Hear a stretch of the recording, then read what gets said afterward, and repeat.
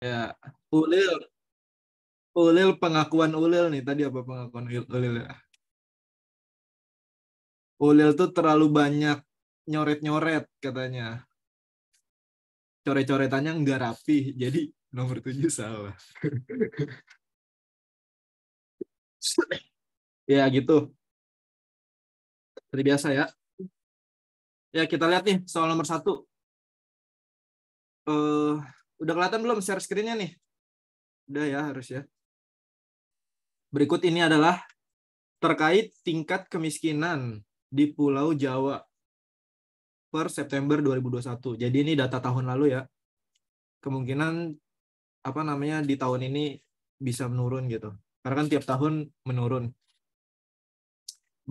Badan Pusat Statistik atau BPS mencatat jumlah penduduk miskin di Indonesia pada September 2021 sekitar 26,5 juta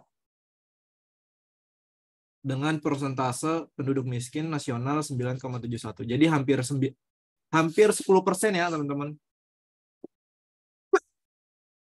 Itu hampir 10% menurut BPS ya, penduduk Indonesia berada di bawah garis kemiskinan. Ya ini data di Pulau Jawa.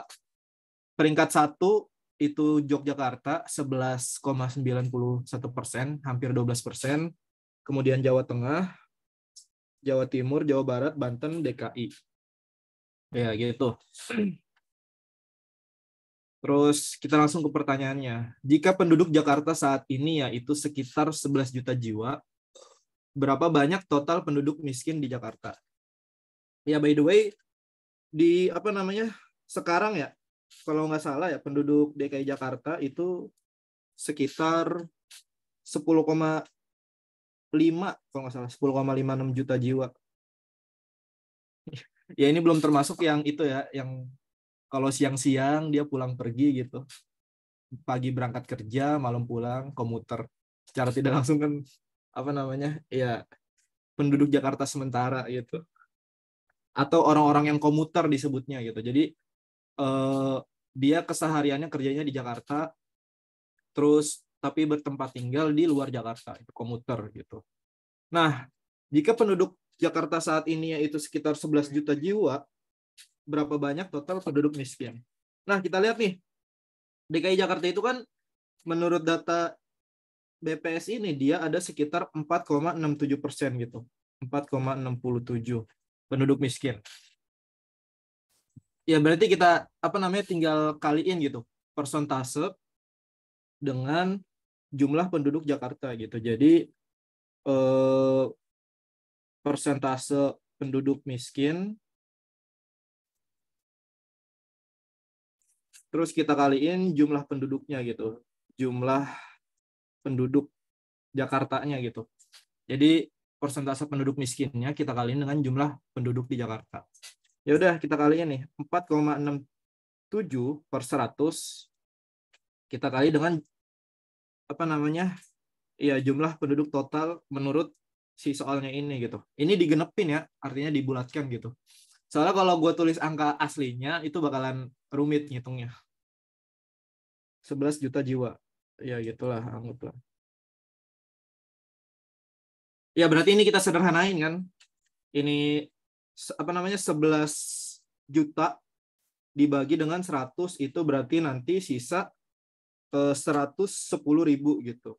Ya udah kita kaliin 11 dikali berapa? Sorry, gue hapus dulu. Ya, 4,67 itu dikali 11 gitu. Kita kaliin 11. Berarti 467, ini juga 467. Berarti berapa nih? Ini 7, ini kita tambah, ini kita kali tadi. 7 tambah 6, 13, lebih 1, 5 tambah 6, 11, 1, 1. Ya, berarti sekitar 51,37 gitu. Atau sekitar 51.370.000 gitu jiwa. Ya berarti kita cari angka yang paling mendekati. Karena kan ini pembulatan ya. 35, 40, 45, 50 ya berarti jawabannya D. Gitu. Ya. Ya kalau soalnya mintanya pembulatan, ya dibulatin aja ya, jangan ragu-ragu gitu. Yang terpenting ketika kita mau ngelakuin pembulatan, itu cari ke angka yang terdekat gitu. Kayak misalkan ini kan dia ada 55 sama 50 kan. 50 ke 55 gitu. Ya berarti kita lihat titik tengahnya gitu. Titik tengahnya itu kan berarti sekitar 52,5 kan. Berarti kalau dia kurang dari 52,5, itu berarti ntar kita bulatinnya ke 50. Kalau lebih dari 52,5, kita bulatinnya ke 55 gitu. Ya, karena kan kalau ngitung apa namanya angka eh, yang terlalu detail itu bukan cakupan penalaran apa namanya kuantitatif gitu. Emang biasanya sih soal-soal di penalaran umum ini dia angka-angkanya relatif dibuletin gitu. Kayak misalkan data penduduk, terus data luas wilayah itu rata-rata dibuletin. Berbeda kalau misalkan cakupan materi penalaran matematik ya. Kayak misalkan ngitung rata-rata, terus ngitung apa gitu. Ya itu biasanya angka real gitu. Nilai-nilai orang, berat badan, segala macam. Nilai-nilai real. Tapi kalau penalaran kuantitatif ini ya dibuletin gitu. Ya sebenarnya sih sama aja sih, tergantung ke permintaan soalnya lagi nanti gimana. Kalau misalkan soalnya minta dibuletin ya kita buletin gitu. Sama kayak kemarin soal PU, ada yang nanya gini. Masih pada inget gak? Soal yang nanyain tingkat rata-rata kesembuhan COVID. Ingat gak soalnya itu? Persentase kesembuhan COVID. Ada yang inget gak? Yang udah ngerjain coba nih. Siapa nih? Widya. Masih inget gak? Soalnya kayak gimana kemarin?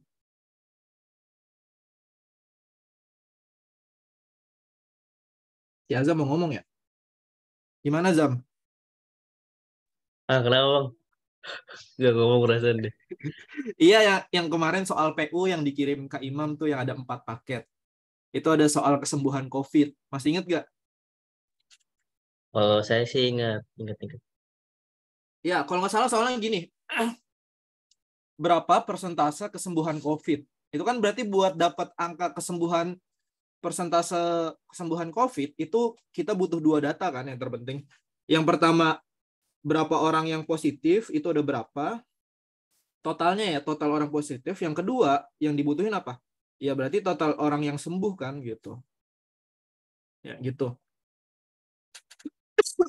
Ya tingkat rasio kesembuhan COVID kemarin ada tuh soalnya gitu. Nah, di soal itu datanya kurang lebih kayak gini.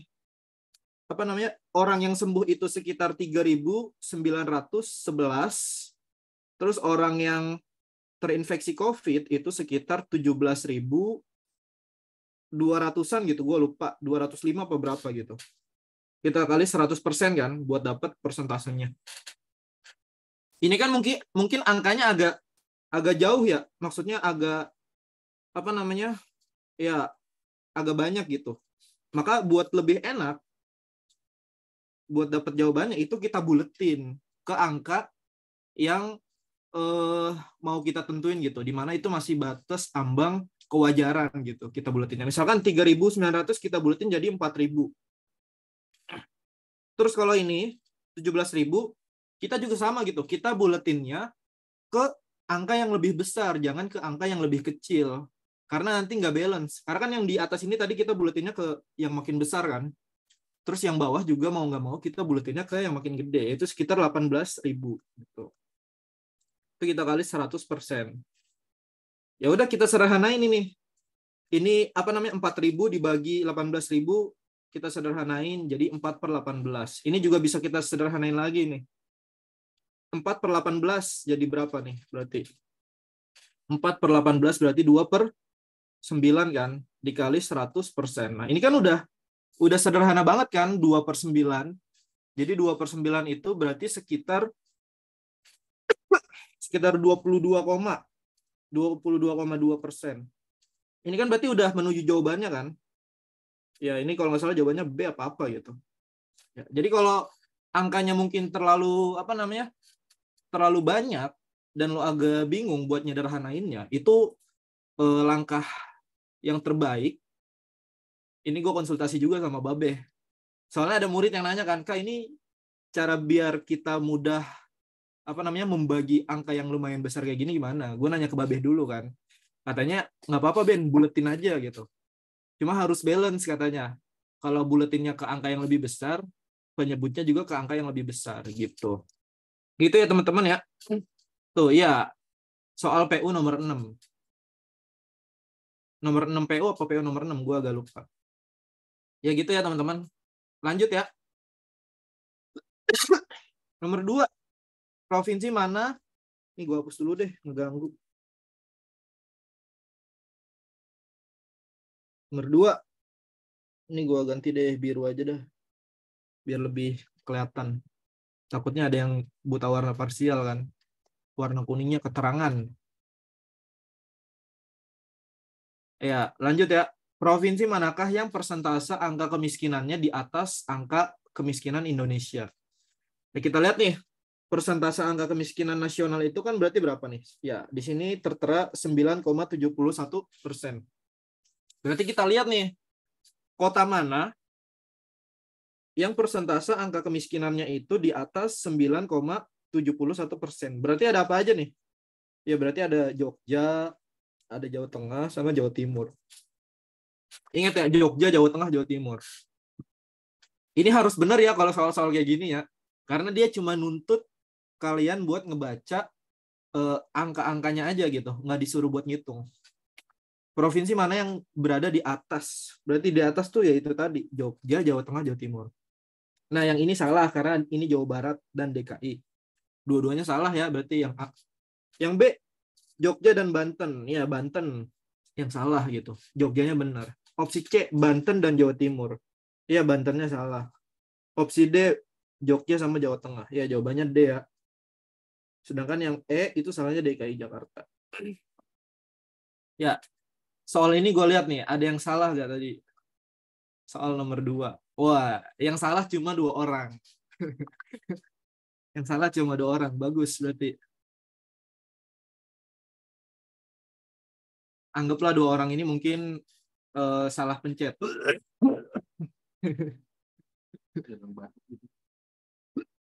Ya, ini kita satu kantor lagi pada batuk ya.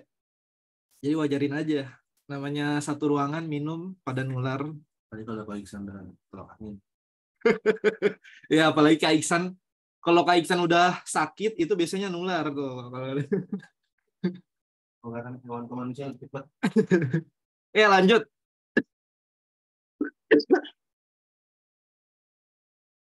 Minumnya segelas. Iya, minumnya segelas. Ya, misalkan gue lagi ngopi, ada aja yang nyeruput gitu. Misalkan ada yang lagi minum teh botol, ya namanya seret, minum gitu, minta gitu. Jadi kalau satu sakit biasanya nular ke teman-teman. Kalau babe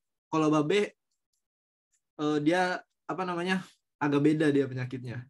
Penyakitnya jompo dia mah. Sama penyakit L. Penyakit L. Lambungnya kosong. Lanjut nomor 3. Ini gua agak zoom ya, kayaknya agak kekecilan ya di layar HP. Kalau yang buat pakai HP. Berdasarkan data di atas, mana pernyataan yang benar? Kita lihat deh. Sebagian besar provinsi di Pulau Jawa memiliki angka kemiskinan di atas rata-rata nasional. Salah ya nomor opsi A. Kenapa salah? Karena kalau kita lihat nih, kalau kita lihat dari data di atas, yang berada di atas angka kemiskinan nasional itu cuma 3 gitu. Yang di bawah nasional itu juga cuma 3 gitu. Jadi imbang gitu antara yang berada di atas nasional itu 3, yang berada di bawah nasional itu juga 3. Jadi nggak ada yang lebih banyak atau nggak ada yang lebih sedikit. Kalau kita ngomongin angka persentasenya. Tapi kalau kita ngomongin jumlah, ya kemungkinan yang lebih di atas tuh lebih banyak karena Jawa Tengah sama Jawa Timur tuh penduduknya banyak gitu dibandingkan dengan Banten sama DKI. Karena Jawa Tengah Jawa Timur itu kan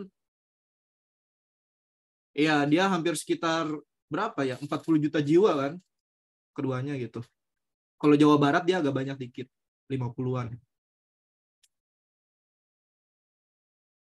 Ya, ini bukan masalah total ya, karena di sini kita baca ulang nih. Sebagian besar provinsi, ya, jadi dia ngomonginnya langsung skala provinsinya gitu. Karena di sini yang ditanyain langsung provinsinya. Berarti kita ngomongin, oh berapa provinsi nih yang di atas rata-rata? Oh ada 3. Terus kita lihat lagi berapa provinsi nih yang ada di bawah angka nasional. Berarti kita lihat ada berapa provinsi. Bukan berapa persentase provinsinya, tapi berapa provinsi, banyak provinsi yang di atas sama di bawah. Begitu juga dengan yang ini salah nih, makanya juga. Jadi yang A salah, yang B juga salah. Gitu. Karena yang di atas sama yang di bawah tuh relatif seimbang.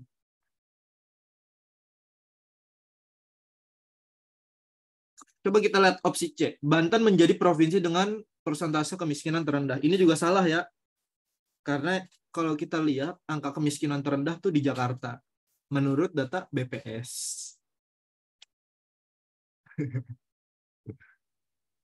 Bukan Banten ya. Jadi Banten salah nih. Coret. Gitu. Opsi D. Jogja menjadi provinsi dengan jumlah penduduk miskin total terbanyak. Opsi D sama opsi E yang benar yang mana nih? Opsi E, DKI Jakarta menjadi provinsi dengan persentase angka kemiskinan terendah. Ini komparasi nih, kita komparasi nih. Yang satu Jogja, dia ngomongin provinsi jumlah terbanyak, sedangkan yang E DKI Jakarta dengan persentase angka kemiskinan terendah. Ya, apa nih? Kenapa jawabannya bukan D gitu deh pertanyaannya. Kenapa jawabannya bukan D gitu. Ini gue udah bocorin tuh.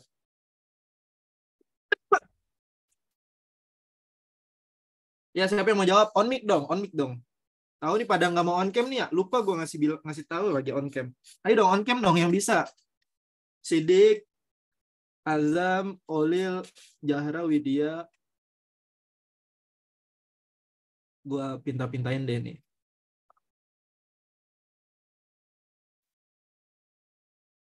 Gue lupa tadi minta on cam di awal.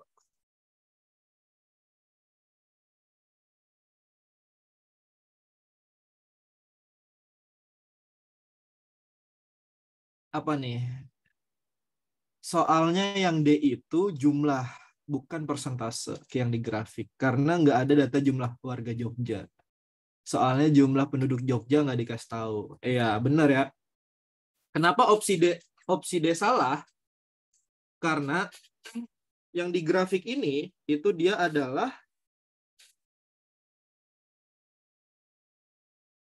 persentasenya gitu. Nah, persentase ini dia agak beda sama jumlah. Kalau kita ngomongin jumlah ya,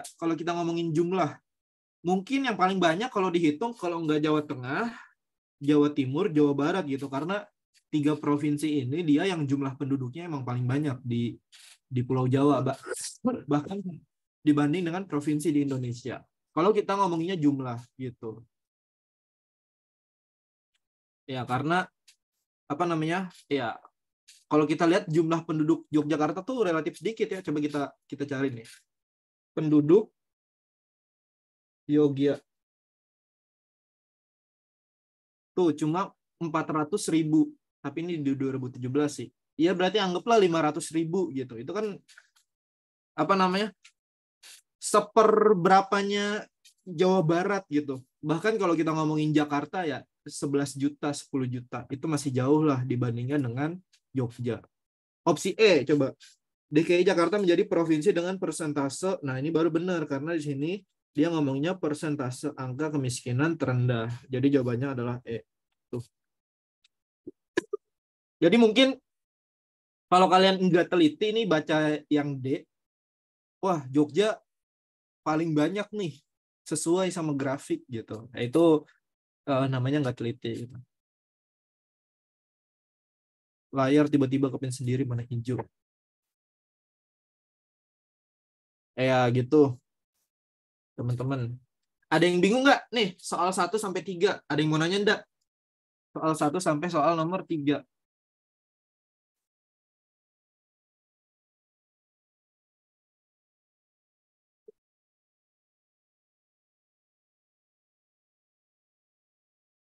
Ya aman ya.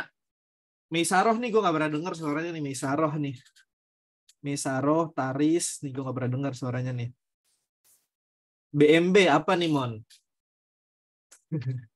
BMB. Bang mantep bang. Gue kira BMB tuh bang, maaf bang. BMB. Remon selamat ya kemarin dapat peringkat 2 Remon nih. Mat comblangnya Kak Imam soalnya. Peringkat 1 masih dipegang sama Mirza dan Melia. Mirza Gani.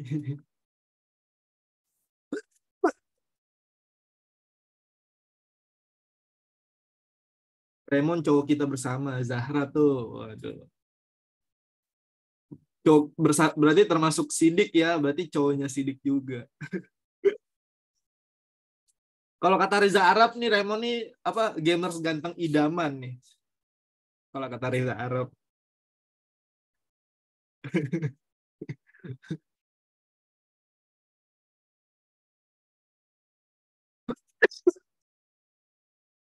Ya aman ya. Kalau nggak ada yang mau nanya, kita lanjut nih. Ada yang mau nanya gak? Gue tanya lagi nih. Ada yang mau nanya? Ada yang mau nanya? Ada yang mau nanya? Eno Bening, waduh, jangan ya Eno Bening mah. Filsuf dia jangan diganggu-ganggu.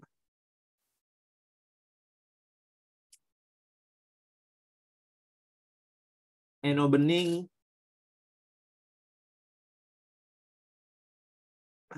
waduh, jangan ngomongin itu dah Mon. Ini banyak tukang bakso Mon. Gue juga nonton Mon yang itu Mon, apa? Yang nanya anak SD, yang nanya kok presiden cuma satu ya kalau nggak salah. Ya lanjut nomor 4.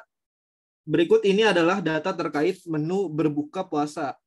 Jadi sorry ya buat yang non-Islam yang nggak merayakan ibadah puasa. Tapi puasa sih, orang Kristen kan juga puasa kan. Orang Buddha apalagi dia puasa. Ya data menu berbuka puasa. Kita lihat nih, yang paling banyak nomor 1 gorengan. 74%. Kolak, nasi dan lauk pauk, kue tradisional, mie goreng, kue. Kue ini berarti apa? Ini beda nih ya antara 4 sama 6 tuh beda ya. Kalau 4 kue tradisional, kalau 5 kue gitu. Kue tradisional tuh berarti kayak apa? Kayak apem gitu, kayak putu mayang, terus kayak ya pokoknya kue-kue tradisional, kue pisang gitu. Kalau kue mungkin bolu identiknya. Terus apalagi red velvet gitu kan. Yes. Asik tuh red velvet. Lapis Surabaya. Lapis Surabaya tuh tradisional ya maksudnya. Iya gak sih? Ya lanjut nih. Jika dalam survei tersebut orang yang memilih empempe sebagai menu buka puasa sebanyak 15, berapakah yang memilih kolak sebagai menu buka puasa? Berarti kita lihat nih persentasenya. Berarti berapa nih? Eh, dia kan yang diketahui pempek. Berarti empempe. Wah ini tebel banget guys. Tebelan anjir. Ya empempe. Ini empempe. Ini persentasenya deh. Persentase empempe. Berarti sama dengan apa yang ditanya nih. Kolak per presentasinya psikolog. Ya, karena ini kan kalau kita lihat ya, ini soal perbandingan senilai ya. Jadi antara apa namanya penyebutnya variabel satu dengan variabelnya itu pasti berbanding lurus gitu. Nah, di sini karena kolak 72% lebih banyak, sedangkan apa tadi empempe 10%, berarti otomatis kolak ya jauh lebih banyak juga dibandingkan dengan pempek. Berarti berapa nih? Kita hitung angkanya. Empempe itu berapa orang tuh? 15 orang. Terus ini 10 persentasenya. Kolak, kolak yang ditanya berarti kolak. Persentasenya berapa kolak? 72%. Nggak usah persennya, nggak usah tulis ya. Ya, 72. Berarti berapa nih? kolak itu nanti 72 dikali 15 per 10 gitu. Kolaknya berapa nih? 72 kali 15. 5 kali 2, 10 lebih 1. 5 kali 7, 35 tambah 1, 36. 1 kali 2, 2. 1 kali 7, 7. Berarti berapa nih? 0, 8, 10. Berarti 1080. 1080 dibagi 10. Berarti orang yang suka kolak itu ada 108 orang. Gitu. Jawabannya 108 orang. Ya, itu. Ini jadi perbandingan senilai. Aman lah ya. Gua rasa apa yang diajarin Babeh Isal udah leket banget gitu terkait dengan perbandingan. Karena ini kan materi awal banget kan perbandingan. Gitu. Jadi ada saling keterkaitan juga materinya. Simple-simple ngitung, simple-simple aja gitu ngitungnya emang materi ini.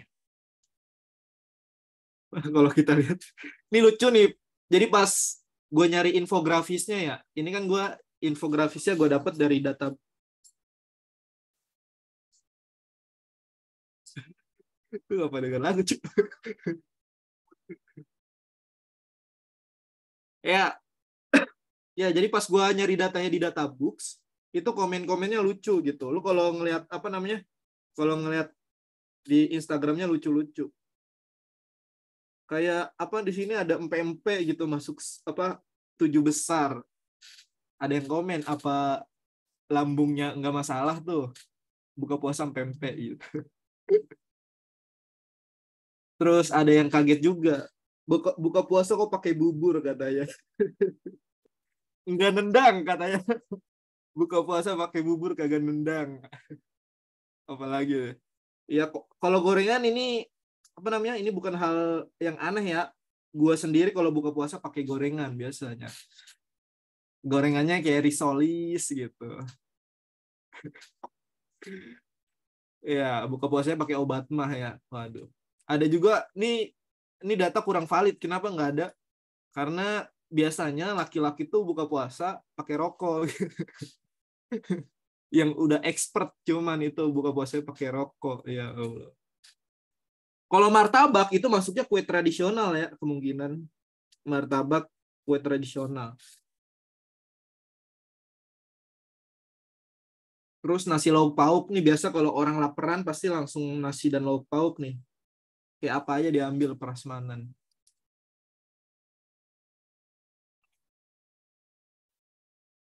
Ini menu ya. Ini kenapa nggak ada air putih? Karena ini menu. Harusnya ada korma ya. Harusnya ada korma. Harusnya ada korma peringkat 1 harusnya korma karena biasanya korma. Ya lanjut ya.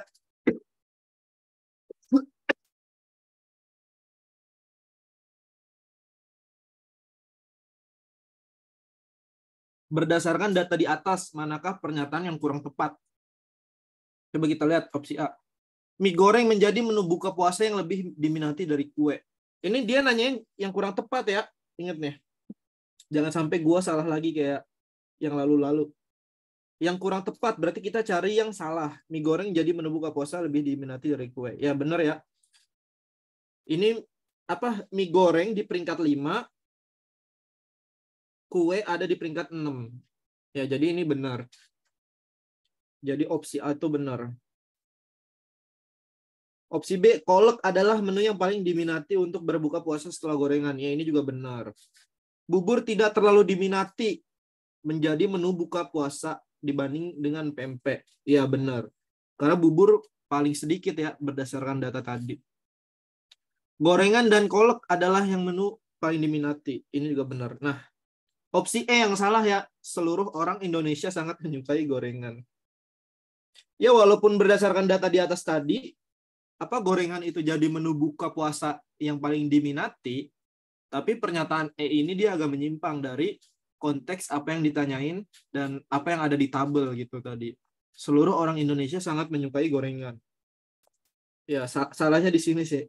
Di seluruh orang Indonesia. Gitu. Kalau misalkan opsinya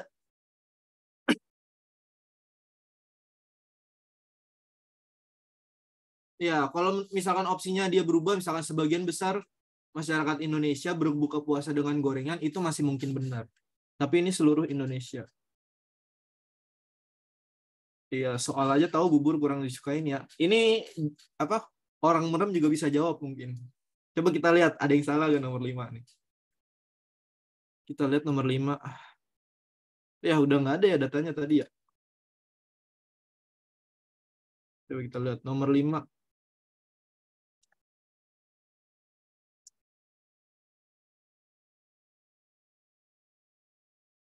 Nomor 5 cuma 6 yang salah ternyata. Nomor 4 ada 7. Wah, nomor 3 agak banyak tadi ternyata ya. Tuh, sebagian jawab yang D. 8 orang ada yang D. Nah, mungkin kalau yang A ini tadi terkecohnya di situ ya, di angka persentasenya. Tapi sebagian besar masih jawab benar. Mantap. Masih madep. Kita lihat soal nomor 2 tadi.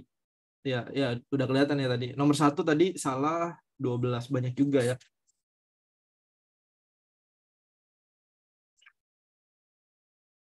Ya, nice try ya. Yang masih salah tuh nice try. Nice try. Nice try. Gue lagi jerawatan ya. Parah banget.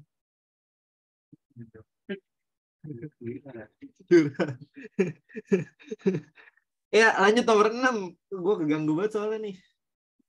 Udah kita yang lalat. Burhan ada gak? Nggak ada Burhan. Emang Burhan anak Alfa ya? Burhan mah bukan anak Alfa. Lanjut nomor 4. Nomor 6 polanya gimana nih? Nomor 6 nih. Ini lumayan susah juga sih polanya sebenarnya. Ada 4. Polanya gimana coba?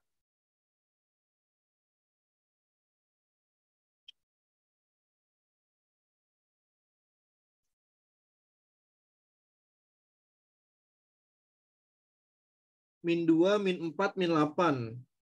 Coba. Mana ada min 2? Nggak ada ya. Nggak ada min 2 ya. Min 3 plus 1. Nggak juga ya. Min 3 plus 1. Coba kalau kita coba. Ini misalkan min 3. Ini benar min 3. Ini plus 1. Ini min 3 lagi ya. Nah, ini kalau plus 1 kan harusnya 0 ya. Jadi salah ya. Bukan min 1, guys. Bukan plus 1. Wah.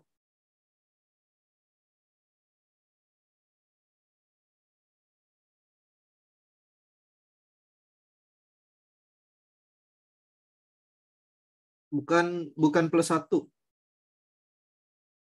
Ya nih April nih, bener nih. April bilang min 3 kali 2. Ya, jawabannya min 3 kali 2 ya harusnya polanya. Min 3. Ini min 3, ini kali 2. Ya, gitu ya, guys. Min 3 kali 2. Terus ini juga sama. 2 dikurang 3, min 1. Min 1 kali 2, ya min 2. Terus ini. Ya, ini min 3 lagi. Ini kali 2 gitu. Min 5 kali min 5 kali 2 kan min 10. Ini min 3 habis itu. Berarti min 13. Ya gitu jawabannya ya. Ya kalau kita lihat juga kan ya, apa namanya, angkanya itu semakin ke kanan, ya lihat gak, angkanya itu semakin ke kanan, itu semakin kecil gitu. Semakin ke kanan semakin kecil. Itu menandakan apa? Menandakan kemungkinan dia pengurangan. Pengurangan. Gitu. Ya, kemungkinan pasti ada salah satu polanya itu pengurangan. Gitu. Min 2, min 4, min 8 bisa tapi dilengkap. Coba ya, min 2, min 4, min 8 kita coba.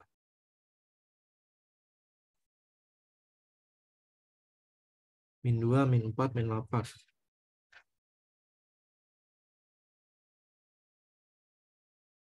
Oh gini berarti kalau min 2, min 4, min 8 ya. Ini min 2.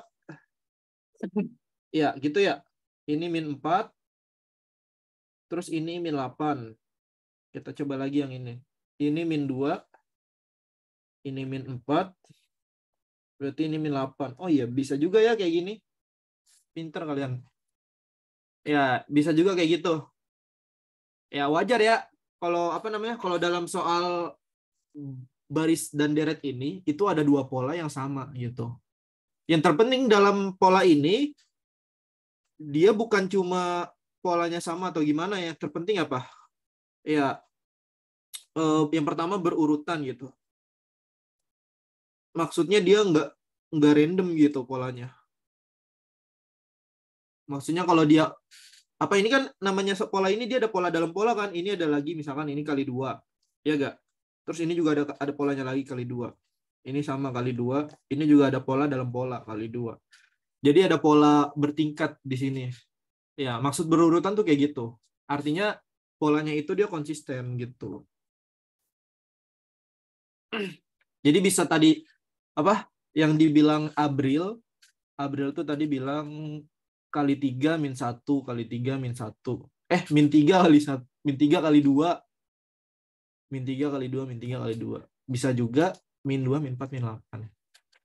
Yang terpenting sebenarnya syarat pola ya. Kalau dalam soal pola ini, dia ada apa namanya? Ada minimal ada 2 pola yang sama gitu.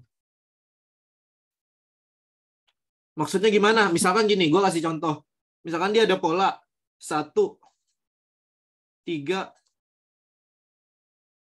terus ini 5. Jangan 5 deh. Jangan 5. Ini 1, ini 3, ini 6. Misalkan gini.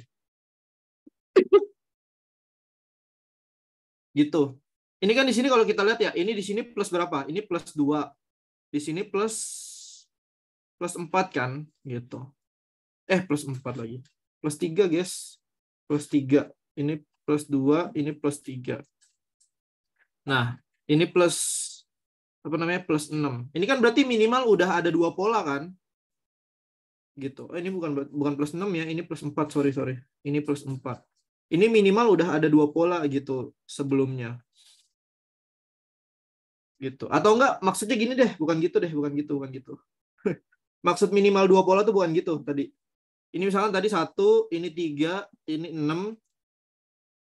Ya, terus ini apa namanya? Ada titik. Ya, ini berarti tadi plus berapa tadi? Plus 2, ini plus 3. Iya, minimal ada 2 kayak gini, benar. Sama satu lagi sebenarnya apa namanya di sini dia ada plus 4 kan tadi 10. Ya, jadi apa namanya? Jadi udah ada 2 pola kayak gini gitu. Ini plus 1, ini plus 1. Intinya dia ada kemungkinan selanjutnya tuh gimana? Karena kan bisa juga kan, ini tuh misalkan 1/3 itu kali 3, ini kali 2. Ya, ini masih belum valid gitu. Kali 3 kali 2. Masa iya kali 1 kan? Karena kan bisa juga kali 3. Intinya kalau misalkan kalian udah ngelihat 4 angka atau 3 angka yang udah ada polanya, itu berarti kemungkinan polanya. Gitu. Intinya ya apa namanya? Kalian harus memastikan apa polanya ini seperti apa, terus dia apa namanya? Kemungkinan ada jawabannya apa enggak gitu. Ya, jadi wajar aja kalau misalkan satu deret ini itu ada 2 pola. Pokoknya nanti gua tunjukin deh di soal-soal tryout yang mana yang satu deret itu ada 2 pola. Jadi bisa 2 cara pengerjaan gitu. Kalau nomor 7 gimana nih? Jawabannya nomor 7. Nomor 7.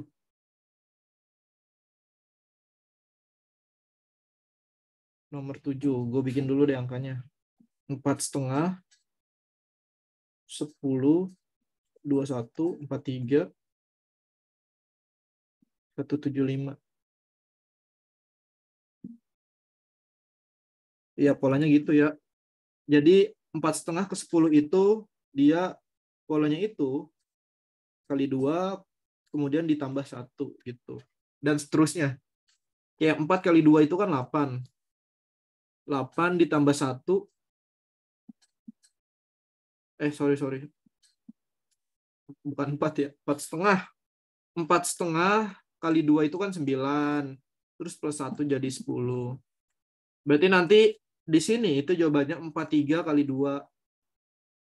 Itu berapa? 86 tambah 1 berarti 87. Jawabannya C, 87. Ya, ada yang salah guys, coba kita lihat. Ya, yang salah dikit ya 7 orang. Nih, rata-rata banyak yang salah di 3 soal terakhir. Yang tadi udah gue peringatin.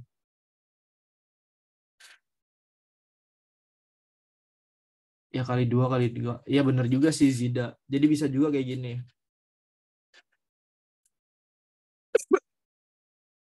Kalau si Zida tadi bilangnya gini nih. Ini 4,5 kan. 4,5. Ini 10. Ini 21. Ini 43. Nah ini jedanya itu 5,5. Terus ini jedanya 11. Nah berarti ini kali 2 gitu ya. Terus ini 21,43. Itu berarti berapa tuh? 22 ya. Ya ini kali 2 lagi ya. Kayak gitu juga bisa. Zida. Mantap. Ya lanjut nomor 8. Ini 8 lumayan susah nih sampai 10. Rini, Dian, Faiz, Ari, dan Benu menabung di bank KWK setiap menerima gaji di awal bulan gitu. Jadi kelima sahabat ini setiap bulan dia nabung. Bank KWK. Ya dia nabung setiap gajian gitu, setiap awal bulan dengan jumlah yang ditabungkan berbeda-beda. Berikut ketentuannya. Kita masuk ke ketentuan yang pertama. Rini dan Dian nabung sebanyak 20%. Ini gue iniin aja ya. Gue highlight merah ya. 20% gajinya gitu. Paham kan ya cara ngitung berapa duit yang ditabungin? Misalkan 20% atau 20/100. Gajinya berapa? Misalkan gajinya 2 juta. Ya berarti kita sederhanain gitu. 2 juta dibagi 100 itu berarti nanti sisa 200. Iya, sisa 20.000. Berarti ntar dia nabung sekitar 400.000. 2 kali 2, 400.000 per bulan berarti dia. Gini. Gitu ya cara ngitungnya. Faiz dan Hari hanya menabungkan 10% dari gajinya. Gaji Rini hanya setengah dari gaji Benu. Gitu. Berarti kalau misalkan gajinya Benu 3 juta, gaji Rini 1,5 juta. Jadi setengahnya. Aman ya, sampai sini masih aman ya. Gaji Ari hanya 1 juta lebih banyak dari Dian. Dan 2 kali lebih banyak dari Faiz. Nah, di sini ada namanya kata kunci atau ketentuan yang paling penting gitu. Di soal terakhir nih, gaji Benu tiap bulannya 10 juta. Amin. Dan lebih banyak 1 juta dari Ari. Gitu ya. Jadi keterangan atau ketentuan kuncinya itu sebenarnya ada di pernyataan terakhir. Gaji Benu tiap bulan 10 juta. Berarti kita bikin nih. Benu berarti 10 juta. Terus di sini kita bisa dapat gajinya Rini, iya gak? Karena gaji Rini setengah dari Benu. Berarti Rini berapa? Setengahnya dari 10 juta, 5 juta. Gitu. Terus di sini juga ada keterangan nih. Gajinya Benu lebih banyak 1 juta dari Ari. Iya gak? Berarti gajinya Ari berapa? Gajinya Ari 1 juta di bawah gua. Di bawah Benu yaitu 9 juta. Gajinya Ari di bawah 1 juta. Karena kan dia lebih banyak 1 juta dari Ari. Berarti si Ari lebih rendah 1 juta di bawah Benu gitu. Ya kita lihat lagi ketentuan. Ya Allah, geser. Kita lihat lagi ketentuan yang ini. Gaji Ari hanya 1 juta lebih banyak dari Dian. Berarti gaji Dian itu berapa? 8 juta. Karena dia 1 juta di bawah gajinya Ari. Dan 2 kali lebih banyak dari Faiz. Nah, berarti si Faiz ini setengahnya dari Ari. Berarti 4,5 juta. Yang kurang lebih gajinya segini ya urutannya. Dari ke 5 ketentuan yang ada. Dan dari ke 5 sahabat ini. Wah, Okta baru muncul nih kayaknya. Iya, lanjut ya. Jika Benu menabung 15% dari gajinya tiap bulan, berarti berapa nih? 15%-nya. Siapakah yang menabungkan jumlah uang lebih banyak dari Benu tiap bulannya? Jika Benu nabung 15%, berarti 15% dari 10 juta itu berapa? Berarti 15 per 100 dikali 10 juta. Berarti berapa? Berarti sekitar 1,5 juta gitu ya. Aman nggak? Ada yang bingung nggak? Ya, 1,5 juta, 1.500.000 gitu deh. Ya, berarti si Benu nabung 1,5 juta. Kira-kira siapa yang lebih banyak? Kita hitung juga nih. Rini dan Dian menabungkan 20% dari gajinya. Rini sama Dian. Berarti Rini sama Dian berapa nih?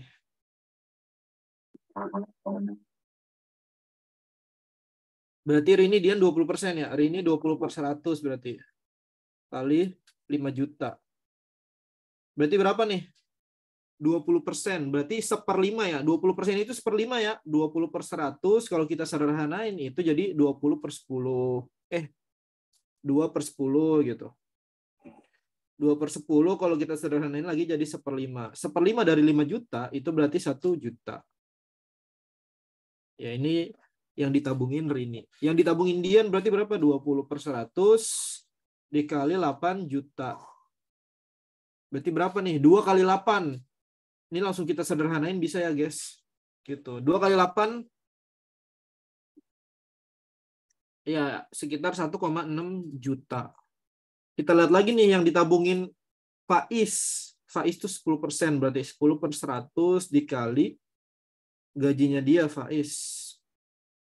4,5 juta. Berarti si Faiz nabung cuma 450.000 tiap bulannya. Nah si Ari, gue tadi ngomongin Ari ya. Salah. Ya, ini dia dari 9 juta ya. Dari 9 juta berarti si Ari nabung 900.000 gitu. Itu teman-teman.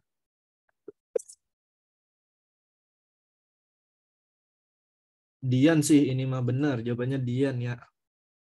Dian. Berarti ini apa? Ya. Tadi ini berapa berarti? 10 per 100 kali 4,5 juta. Berarti si Faiz dia hanya menabung 450.000. Siapa yang lebih banyak dari si Benu? Ya, yaitu si Dian. Gitu. Karena Dian menabung 20% dari 8 juta. Itu ya jawabannya Dian. Ada yang bingung nggak sampai sini? Kecepatan gue ngejelasinnya tadi. Aku kita kecepatan.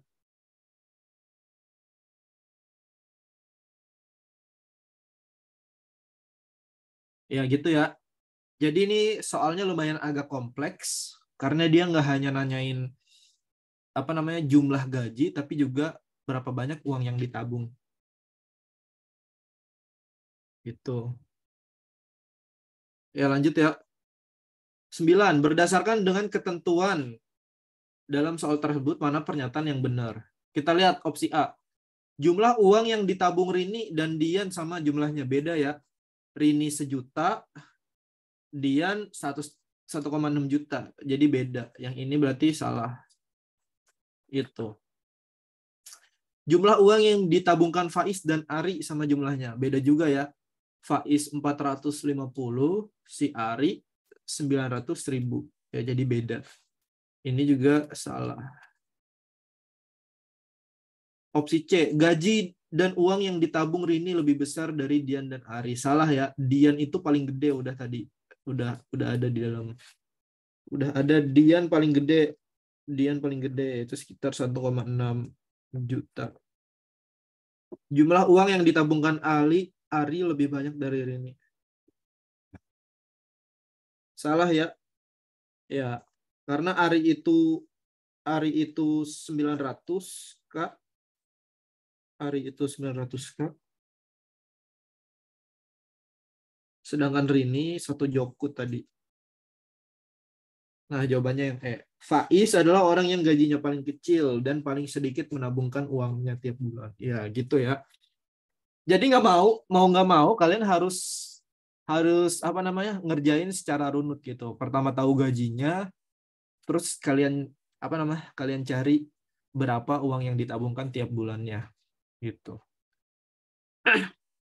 Ya. Tadi lumayan banyak juga yang salah. Berarti yang pertama mungkin apa namanya nggak sempat ngerjain kayak si Azam tadi, banyak yang kurang waktunya gitu. Terus yang kedua emang apa namanya ya kurang terbiasa ngerjain. Apa emang waktunya kurang tadi? Waktunya kurang kali ya, kurang banyak. Nomor 10 nih, ini high levelnya lagi nih. Berapa total uang yang sudah ditabung Faiz? Tadi ini gue tipe ya, tadi di soal tuh Ari. Bukan Ari ya, tapi Faiz. Selama 1 tahun, berapa nih? 1 tahun itu kan berarti ada berapa? Ada 12 bulan kan? Gitu. Jika ia hanya 1 bulan saja tidak menabungkan gajinya, yaitu pada bulan Desember yang digunakan untuk berlibur. Jadi si Faiz nabung udah sekitar 12 bulan atau 1 tahun dikurang 1 bulan, yaitu Desember. Berarti dia nabung selama 11 bulan. Ya, 11 bulan ya. Terus kita lihat nih Faiz berapa nabungnya. Si Faiz nabung 450.000. Berarti ini kita kalikan dengan 450K. Gitu. 450 kali 11. Berarti 450 ditambah 450 berarti 4950. K. Berarti jawabannya A gitu ya. Kalau Faiz tadi berapa? Kalau si Ari berarti. Kalau si Ari berarti dikali 900.000 ya. Kalau Ari dikali 900.000. Berarti berapa tuh? 99.900.000 ya berarti tabungannya gitu. Kalau misalkan si Ari. Tapi nggak ada jawabannya. Berarti apa? Berarti kalian nyoba-nyoba tadi atau ngelihat nih. Yang lebih rendah dari Ari itu cuma Faiz. Berarti yang ditanya itu harusnya Faiz. Gitu gak? Gitu gak tadi? Loh. Ya, monggo Remon. Remon mau live duluan. Ya, makasih Mon udah ikut datang. Ya, ada yang mau nanya gak sampai sini? Ya simple ya, nggak terlalu banyak. Ya, jadi nggak usah terlalu berat juga yang kita pelajarin di TPS ini. Karena emang PU sendiri materinya nggak banyak ya, nggak kayak matematik gitu. Kalau matematik mungkin ya gue akuin emang itu PR banget gitu buat apa namanya ya buat kalian yang ikut SNBT skolastik, terutama matematik ya.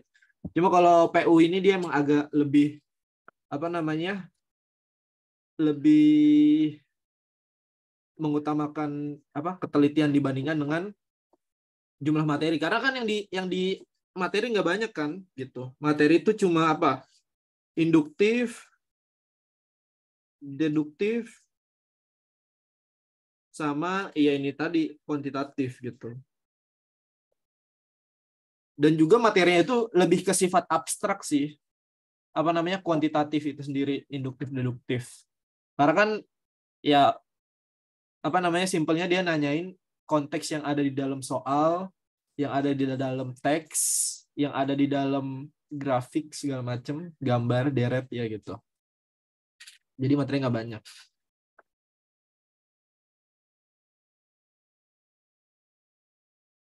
Iya, ini kekeliruan ya kemarin. Ya, kita pun juga kan ngiranya kemampuan kognitif itu jadi subtes kan. Itu jadi subtes. Tapi ternyata yang dimaksud Mas Nadim, kognitif itu lebih ke kemampuan skolastik ternyata. Ya, atau TPS. TPS yang dimaksud dengan. Jadi apa namanya? Ya, yang dimaksud dengan apa potensi kognitif itu terkait dengan skolastik atau tes-tes skolastik yang mengasah kemampuan kognitif yang ada dalam apa diri siswa gitu. Jadi bukan subtesnya tapi lebih ke kemampuan kognitifnya gitu. Ya, ini berarti sama kayak tahun lalu kan ada PU, PPU gitu sama PK. Gitu ya. Duh, suara gua habis. Ya, ada lagi gak yang mau nanya? Ya, Riri. Ada lagi Indah, Riri mau nanya. Ini Sidik nanya nomor 2 nih. Gitu. Ntar soalnya gue kirim nih. Ternyata si Ibnu Jafar tadi dia mau ke Padang, jadi izin. Ya, ya udah, gue end aja ya. Makasih buat semua yang udah dateng gitu. Jangan lupa kerjain airdrop, jangan lupa ngerjain catatan, jangan lupa besok kalau nggak salah itu ada tryout yang ketiga nanti diumumin gitu. Dan udah sesuai sama hasil konferensi pers kemarin gitu. Yang ada sekitar 7 subtes. Ya, ini dibagi jadi 2 kan. TPS itu berarti ada PU, ada PK. PK itu kuantitatif ya. Terus PPU, pengetahuan dan pemahaman umum, PBM, pemahaman bacaan dan menulis. Terus yang literasi itu ada literasi bahasa Indo, bukan bahasa Cindo ya, bahasa Indo, bahasa Inggris, sama ya literasi penalaran matematis. Agak aneh emang. Literasi penalaran matematis. Maksudnya masuk ke dalam subtes literasi gitu sih, penalaran matematis. Ya mungkin karena si penalaran matematis ini dia soalnya berbasis ini kali, aplikatif matematiknya gitu. Jadi kayak disajiin soal cerita kayak hasil ujian rata-rata, ntar kalian ngitung statistiknya, simpangan baku segala macam. Mungkin literasinya di situ, disuruh baca terkait dengan ya statistiknya itu gitu. Macam-macam memang sekarang tuh. Ya, makasih buat semua yang udah datang. Tadi ada 30 orang, mantep. Ya, gua hentikan record.